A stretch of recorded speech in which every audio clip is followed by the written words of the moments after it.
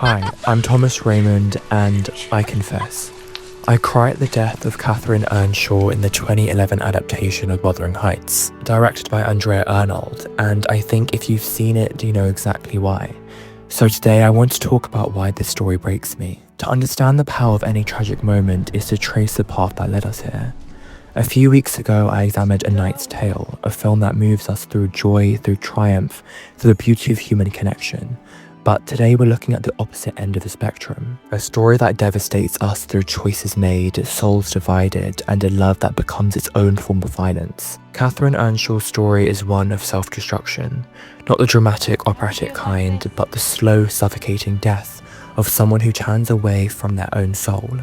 So to understand why her final scenes shatter us, we need to walk through her journey in this film, to see how Arnold shows us a girl born for wilderness, who chose captivity instead. The first act of this film is pure freedom. Young Cathy and Heathcliff on the Yorkshire moors, and Arnold shoots it like a documentary of federal children.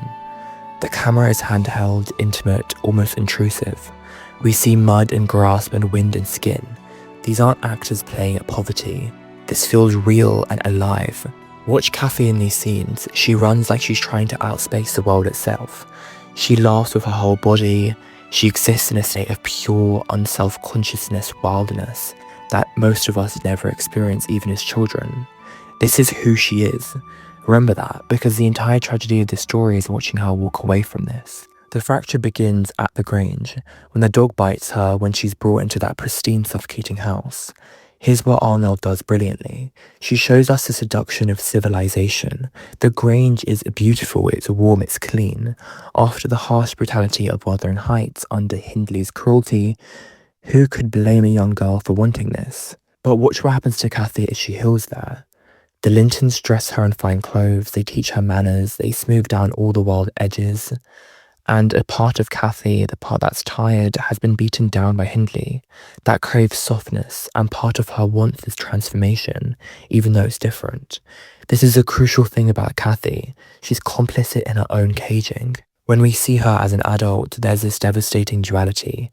She moves between two worlds: Grange, where Mrs. Linton lives, all property and performance, and the moors where she can still live her brief moments.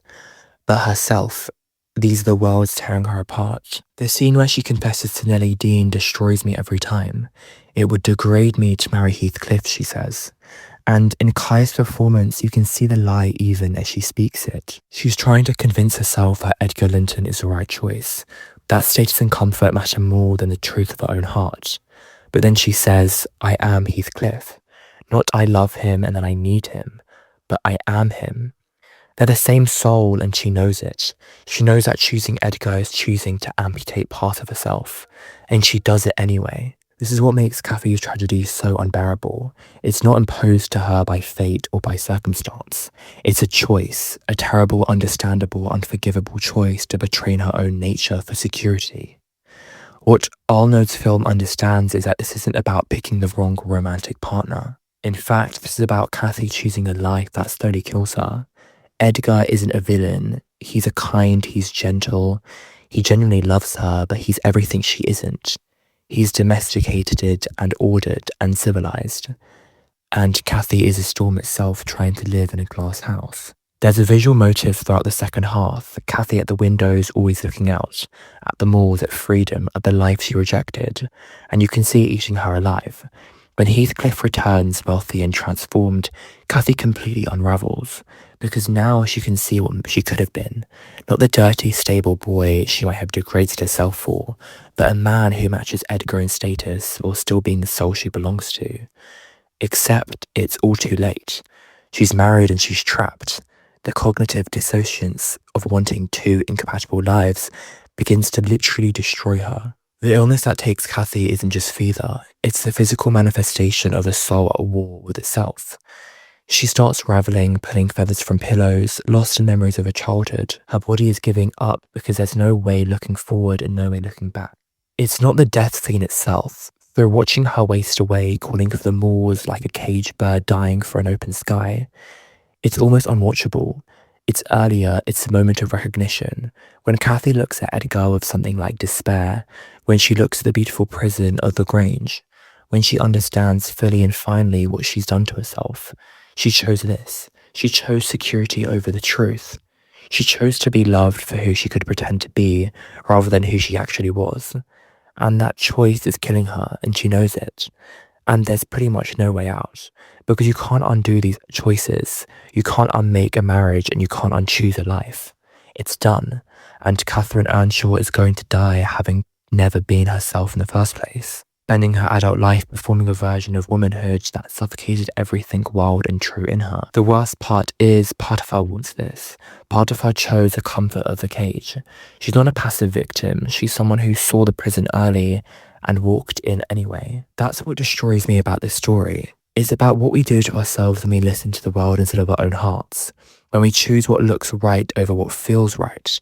When we're too afraid of being judged, too tired of being wild, too seduced by the promise of an easier life. Catherine Earnshaw and every person who betrayed themselves for acceptance, who traded their truth for comfort, who looked at their wild, authentic self and decided it was too much and too difficult, too unmarketable, and ultimately she dies for it. She dies from the slow poison of living a life that wasn't hers. There's a countless tragic stories in literature and film, but Catherine Earnshaw's tragedy is uniquely devastating.